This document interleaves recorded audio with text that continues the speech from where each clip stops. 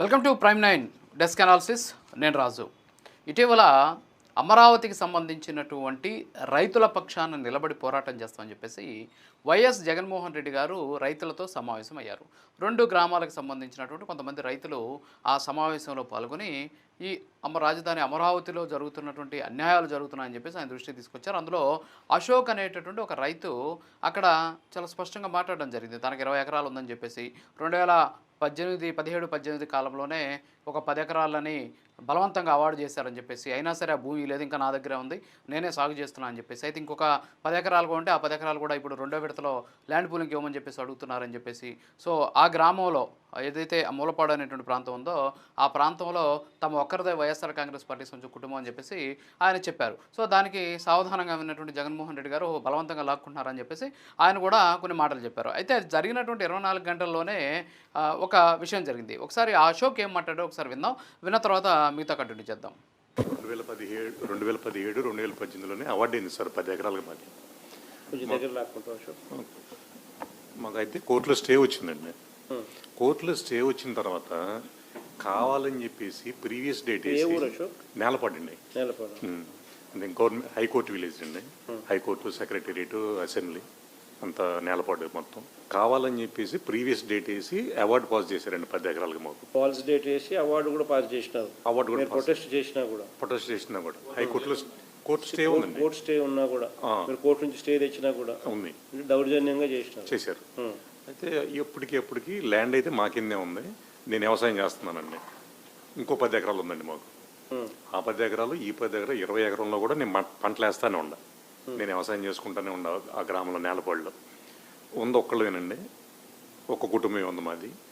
ఒక్కళ్ళమే YCP ఆ ఊళ్ళో మేము. ఆయన చేస్తారు. ఎస్, అశోక్ ఏమన్నారో విన్నాం కదా. సో తను ఉన్నటువంటి 20 ఎకరాల్లో 2017-18 కాలంలో 10 ఎకరాలు అప్పుడు బలవంతంగా అవార్డు చేశారు. సో అవార్డు చేసినా సరే తన భూమిని ఇంకా తన అధీనంలో పెట్టుకుని సాగు చేసుకున్నా. ఇంకో 10 ఎకరాలు ఉంది, సో ఇచ్చే పరిస్థితి లేదు, తన ఒక్క కుటుంబం అక్కడ ఉందని చెప్పేసి ఆయన చెప్పినటువంటి పరిస్థితి. సరే, అది అయిపోయిన తర్వాత కరెక్ట్గా 24 గంటల్లోనే ఈ అశోక్ అనేటటువంటి పర్సన్ ఎవరైతే ఉన్నారు, కాపా అశోక్ అంటారు అనమాట. ఆయన ఏం చేశాడంటే ఆయన తుళ్ళూరు డిప్యూటీ కలెక్టర్ని కలిసి తన భూమిని రాజధానికి ఇస్తున్నట్టు ఆయన చెప్పేసినటువంటి పరిస్థితి, అంతేకాకుండా ఇచ్చినటువంటి పరిస్థితి. అయితే ఇక్కడ అసలు జగన్మోహన్ రెడ్డి గారిని కావాలని చెప్పేసే వాళ్ళకి సంబంధించినటువంటి ఆ పార్టీకి సంబంధించిన కొంతమంది నాయకులు ఏమన్నా తప్పుదారి పట్టిస్తున్నారా అనేటువంటి అనుమానాలు వ్యక్తమవుతున్నాయి. ఎందుకంటే ఇటీవల డిఎస్సీ విషయంలో కూడా మనం చూసాం. డిఎస్సీ వ్యవహారంలో కూడా కొంతమంది అభ్యర్థులను తీసుకొచ్చి వాళ్ళ నోటితోనే వాళ్ళు చెప్తున్నారు తనకున్నటువంటి పోస్టులన్నీ తన ర్యాంక్ ఎంత అని చెప్తుంటే అక్కడే కనిపిస్తోంది. సో ఈ విధంగా జగన్మోహన్ రెడ్డిని బ్యాట్ చేసేటటువంటి ప్రయత్నం ఆ పార్టీలో ఉన్నటువంటి కొంతమంది నాయకులు ఏమైనా చేస్తున్నారనేటువంటి అనుమానాలు వ్యక్తమవుతున్నాయి. సరే, అది పక్కన పెట్టేస్తే ఈ అశోక్ అనేటటువంటి వ్యక్తి ల్యాండ్ ఇచ్చేసినటువంటి పరిస్థితి ఉంది. ఎందుకు అలా ఇచ్చాడు అంటే అగైన్ జగన్మోహన్ రెడ్డి గారు మావిగన్ గురించి మాట్లాడారు. మావిగన్ డెవలప్ చేయండి అని చెప్పేసి ఆయన కోరాడు. సో మావిగన్ కానీ డెవలప్ చేస్తే తమ అమరావతికి సంబంధించినటువంటి భూములు పోతాయి. రేపు అధికారంలోకి వస్తే మనం మావిగన్కి సంబంధించినటువంటి దాన్ని అభివృద్ధి చేస్తామని చెప్పేసి ఆయన చెప్పారు.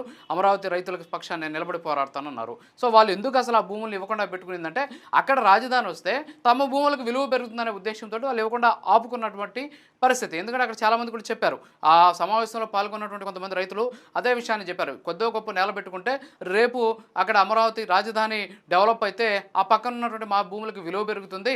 సో ఇప్పుడు ఇచ్చేస్తే కొద్దిగా గొప్ప వస్తుంది, కాబట్టి అందుకని మేము పెట్టుకున్నాం అని చెప్పేసి కూడా కొంతమంది చెప్పినటువంటి పరిస్థితి. పాపం వాళ్ళు ఏంటి, రాజధాని రావాలని కోరుకునే రైతులే. నేను జగన్మోహన్ రెడ్డి గారి దగ్గర కూడా వెళ్ళింది, రాజధాని రావాలి కానీ మా భూములు తీసుకోకూడదు, అంటే రాజధాని అమరావతి ఉండాలి, తమ భూములు పక్కనే ఉండాలి, కానీ మా భూములు మాత్రం తీసుకోకూడదు అనేటటువంటి వాళ్ళు కొంతమంది జగన్మోహన్ రెడ్డి గారికి పాపం వాళ్ళు తీసుకెళ్ళినటువంటి పరిస్థితి. సో వాళ్ళలో మావిగన్ అనేసి ఎప్పుడైతే జగన్మోహన్ రెడ్డి గారు మాట్లాడారో, అంటే ఆయన ఆల్రెడీ ఆ నినాదంతో ఉన్నాడు కాబట్టి పాపం ఆయన అది మాట్లాడినటువంటి పరిస్థితి. సో వెంటనే వీళ్ళు అప్రమత్తం అయిపోయారు. నిజంగా ఒకవేళ జగన్మోహన్ రెడ్డి గారు నెక్స్ట్ అధికారంలోకి వస్తే గబుక్కున మళ్ళీ మావిగన్ అంటారేమో, ఇక్కడ ఉన్నటువంటి ఏదైతే అమరావతి ఆగిపోతుందేమో, ఎందుకు వచ్చిన హెడేక్ అని చెప్పేసి పోయి పాపం వాళ్ళకు ఉన్నటువంటి భూముల్లో కొంత భూముల్ని ఇచ్చినటువంటి పరిస్థితి. ఎందుకు కొంత భూములు ఇచ్చారంటే అక్కడ కమర్షియల్ భూములు వీళ్ళకి వెనక్కిస్తారు కాబట్టి, సో అందుకని ఆ భూములు ఇచ్చేసినటువంటి పరిస్థితి. సో దీంతో ఒక రకమైనటువంటి జగన్మోహన్ రెడ్డి గారి మీద అలాగే వైఎస్ఆర్ కాంగ్రెస్ పార్టీ మీద సోషల్ మీడియాలో ట్రోల్స్ జరుగుతున్నాయి. సరే, ఈ విషయాన్ని పక్కన పెడితే జగన్మోహన్ రెడ్డి గారు అదే రోజు మీడియాతో మాట్లాడుతూ కొన్ని మాటలు మాట్లాడారు. ఒకసారి ఆయన ఏం మాట్లాడారో విందాం. మావిగన్ అని చెప్పి రెండో ఆలోచన కూడా చెప్పిన ఈ పద్ధతి ప్రకారం పోతే అసలు ఏ రాజధాని రాష్ట్రానికి ఇప్పుడు కాదు, ఇంకో 30 ఏళ్ళ తర్వాత కూడా ఈ రాష్ట్రానికి రాజధాని లేకుండానే ఉంటుంది తప్ప రాజధాని అనేది ఉండదు. మావిగన్ అనేది రాజధానిగా భావించి అక్కడికి మనం యాక్సెప్ట్ చేస్తే తప్ప అప్పుడు ఏమైందంటే ఆ కారిడార్ రాజధాని ఆటోమేటిక్లీ ఈ రోజే కృష్ణ అయిపోతుంది. ఆ పక్క ఈ పక్క నేషనల్ హైవేకి ఈ పక్క ఆ పక్క అదే రాజధాని. రాజధాని అంటే ఏంది, రాజధాని అంటే ఏందనేది వీళ్ళకి ఫస్ట్ అర్థం కావడం. ఎస్, జగన్మోహన్ రెడ్డి గారు ఏం మాట్లాడుతున్నారు అంటే అసలు రాజధాని అంటే ఏంటో వీళ్ళకి అర్థం కావట్లేదు. రాజధాని అనేది ఈ జాతీయ రహదారో లేకపోతే కారిడారో అటు ఇటు రాజధాని మనం కట్టుకుంటూ వెళ్ళిపోతే సరిపోతుంది. వీళ్ళు కట్టేటటువంటి రాజధాని ఎప్పుడుకో 30లో 50లో అయితే అయ్యేటటువంటి అవకాశం ఉంది. సో కాబట్టి అందుకే నేను మావిగన్ అన్నాను, మచిలీపట్నం విజయవాడ గుంటూరు నేషనల్ హైవేస్ పక్కన రాజధాని కట్టుకుంటూ వెళ్ళిపోదాం అని చెప్పేసి ఆయన చెప్పినటువంటి పరిస్థితి. సో ఇక్కడ తెలుసుకోవాల్సినటువంటి విషయం ఏంటంటే జాతీయ రహదారి పక్కన ఉన్నటువంటి భూమి ప్రభుత్వ భూమి కాదు. ఆ భూమిని కూడా కొనుగోలు చేయాలి. ఎలా కొనుగోలు చేయాలి అంటే భూ సేకరణ చట్టం అని ఒకటి ఉంది. ఈ భూ సేకరణ చట్టం కింద అక్కడ ఉన్నటువంటి మార్కెట్ వాల్యూకి 2 ఇంతలు ఇవ్వాలి, కొన్ని చోట్ల 4 ఇంతలు ఇవ్వాలి. సో అలా ఇస్తేనే ఆ భూములు సేకరించాలి. సో అలా సేకరించిన తర్వాత మాత్రమే ఆ భూముల్లో రాజధాని కట్టాలి జగన్మోహన్ రెడ్డి గారు అన్నట్టు మావిగన్ రాజధాని.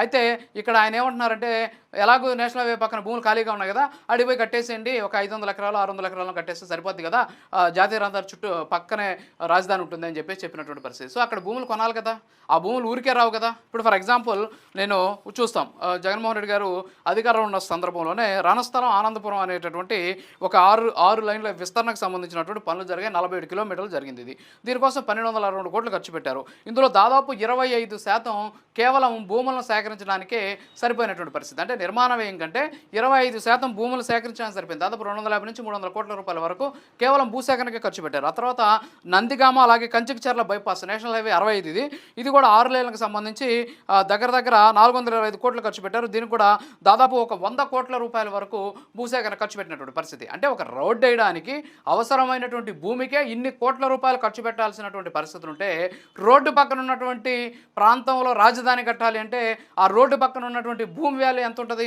ఈరోజు మనం చూస్తే విజయవాడ కావచ్చు, అలాగే గుంటూరు కావచ్చు, మచిలీపట్నం కావచ్చు, ఈ 3 ప్రాంతాలు ఏ స్థాయిలో రేట్లు ఉన్నాయో మనకు తెలుసు. At the same time national highway పక్కన ఉన్నటువంటి భూములకి స్వతహాగానే రేట్లు ఎక్కువ ఉంటాయి. మరి కోట్లలో ఉంటాయి ఎకరాలు. మరి కోట్లలో ఉన్నటువంటి ఎకరాలు దాదాపు 2 నుంచి 10 కోట్ల రూపాయల వరకు ఎకరా ఉంటుంది. సో అక్కడ మళ్ళీ భూములు కొనుగోలు చేసి ఆ భూముల దగ్గర రైతుల దగ్గర నుంచి సేకరించి వాళ్ళకి 2 ఇంతలో 3 ఇంతలో, ఇప్పుడు ఫర్ ఎగ్జాంపుల్ ఒక 4 కోట్లు ఉందనుకుంటే ఎకరా, ఒక గ్రామీణ ప్రాంతం కాబట్టి 4% సార్లు అంటే 4 రెట్లు అధికంగా ఇవ్వాలి. అంటే 4 కోట్లు ఉన్నటువంటి ఎకరాకి 16 కోట్లు ఇవ్వాలి. అక్కడ జగన్మోహన్ రెడ్డి గారు చెప్పినట్టు ఒక 500 కోట్లు 500 ఎకరాలు కనుక తీసుకుంటే దగ్గర ఎంత అవుతుంది? అక్కడే మనం కానీ చూస్తే దాదాపు 8,000 కోట్ల రూపాయల వరకు కేవలం ఈ భూమి సేకరణకు సంబంధించినటువంటి దానికే ఖర్చు అయ్యేటటువంటి పరిస్థితి ఉంది. మరి ఈ స్థాయిలో భూములు కొనుగోలు చేసి రోడ్డు పక్కన ఉన్నటువంటి భూములు ఊరికినే ఉండవు కదా, వాటిని కొనుగోలు చేయాలి కదా. సో వాటిని కొనుగోలు చేసి అప్పుడు రాజధాని కట్టి ఇదంతా అయ్యే పని కాదు కదా.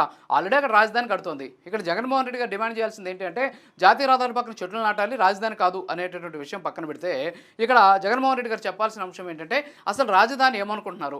అఖిలపక్షం ఒకటి ఏర్పాటు చేయండి. ఈ అఖిలపక్షంతో పాటు మమ్మల్ని కూడా అక్కడ తీసుకెళ్ళండి. అందరం కూర్చొని మీరు ఇచ్చినటువంటి డిజైన్లు కావచ్చు, మీ నిర్ణయాలు ఏంటి, మీ ఆలోచనలు ఏంటి మాతోటి పంచుకుంటే అందరం కలిసి ఒక డెసిషన్కి వస్తాం. ఎందుకంటే ఇది ఆంధ్రప్రదేశ్ రాష్ట్రానికి సంబంధించినటువంటి కళల రాజధాని కాబట్టి అందుకు అవసరమైనటువంటి చర్యలు తీసుకోవాలి అనేటటువంటి అంశాన్ని ఆయన చెప్పి అక్కడ అఖిలపక్షం వేయించి అవసరమైతే ప్రొటెస్ట్ చేయొచ్చు. ఎందుకంటే ఇప్పుడున్నటువంటి భూములు సరిపోతాయి కదా, అదనంగా భూములు ఎందుకనే దాని మీద మాట్లాడచ్చు. కానీ ఇంకా మావిగన్ అని చెప్పేసి జాతీయ రహదారి పక్కన ఉన్నటువంటి భూముల్లో చాలా భూములు ఉన్నాయి కాబట్టి అక్కడ రాజధాని కడతామని చెప్పేసి ఇక్కడ స్వచ్ఛందంగా రైతులు భూములు ఇస్తున్నారు. దాదాపు 90% మంది రైతులు భూములు ఇచ్చారు. మరి అక్కడ ఏముంది? ఊరికే జాతీయ రహదారి పక్కన బిల్డింగ్లు కట్టుకోవాల్సిందే, అంతేగాని రాజధానులు కట్టలేవు. ఒకవేళ దాన్ని కూడా కట్టాలి అనుకుంటే దాన్ని కూడా దాదాపు 5,000 కోట్ల రూపాయలు పైచులకు మనం చూస్తూ ఉంటే భూసేకరణకే డబ్బులు ఖర్చు అవుతూ ఉన్నటువంటి పరిస్థితి. సో ఇలా చెప్పుకుంటూ పోతే చాలా అంశాలు ఉన్నాయి. కేవలం భూసేకరణ కానీ కోట్లు ఖర్చు అయితే అక్కడ నిర్మాణాలు, అక్కడ తర్వాత వచ్చేసి ఎలివేటర్ కారిడార్లు, తర్వాత వచ్చేసి ఇంటర్నల్ రోడ్స్. సో ఇవన్నీ జరిగే పనులు కాదు. రాజధాని అంటే బిల్డింగ్లు కాదు. రాజధాని అంటే ఒక ఎకనామిక్ పవర్ హబ్ని ఏర్పాటు చేయాలి. అక్కడ అన్ని రకాలైనటువంటి ఉండాలి. హైదరాబాద్ అనేది కేవలం ఒక బిల్డింగ్ కాదు, సచివాలయం ఉన్న ప్రాంతం మాత్రమే ఆంధ్రప్రదేశ్ తెలంగాణ రాజధాని కాదు. హైదరాబాద్ మొత్తం తెలంగాణ రాజధాని. మరి హైదరాబాద్ అంతా కలిపితే ఈరోజు అమరావతి ఎంత ఉంది? సో అక్కడ భూములు సేకరించి ఆ భూములు డెవలప్ చేసి ఒక ఎకనామిక్ జోన్గా ఏర్పాటు చేయాలి. 2023లో ఇదే జగన్మోహన్ రెడ్డి గారు చెప్పారు. ఖచ్చితంగా మనకు హైదరాబాదు, చెన్నై, బెంగళూరు లాంటి ఒక ఎకనామిక్ పవర్ హబ్ మనకు ఉండాలి అని చెప్పేసి ఆయన మాట్లాడినటువంటి పరిస్థితి. సో కాబట్టి రోడ్డు పక్కన భూములు ఊరికే రావు, వాటిని కూడా కొనుగోలు చేయాలి. ఒకవేళ మీరు అనుకున్నట్టు మావిగన కట్టాలన్నా కూడా భూములు అక్కడ కొనుగోలు చేయాల్సిందే, ఊరికి ఇచ్చే పరిస్థితి ఉండదు. నెంబర్ 1. నెంబర్ 2 వచ్చేసి ఇక్కడ ఉన్నటువంటి భూములకు సంబంధించిన రైతులు మీరు మావిగన అన్న తర్వాత ఎవరైతే వచ్చి మీ దగ్గరకు వచ్చి అమరావతి రైతులలాగా వచ్చి మాట్లాడారో వాళ్ళు కూడా మనసు మార్చుకొని భూములు ఇచ్చేసేటువంటి పరిస్థితి ఉంది. కాబట్టి సో జగన్మోహన్ రెడ్డి గారికి క్లారిటీ తోటి ఈ సలహాలు ఇవ్వాలి. ఆయన కూడా ఈ అంశాల పట్ల ఒకసారి రీచెక్ చేసుకోవాలి. వాళ్ళు చెప్పారు కదా అని చెప్పేసి ఇష్టానుసారం మాట్లాడకుండా రీచెక్ చేసుకుని మాట్లాడితే ఖచ్చితంగా జనాల్లో కూడా ఒక రకమైనటువంటి పరిస్థితులు ఉంటాయని చెప్పేసి తెలియజేసుకుంటూ ఇది వాళ్ళ ఎనాలిసిస్. మరో మళ్ళీ కలుద్దాం. నమస్కారం.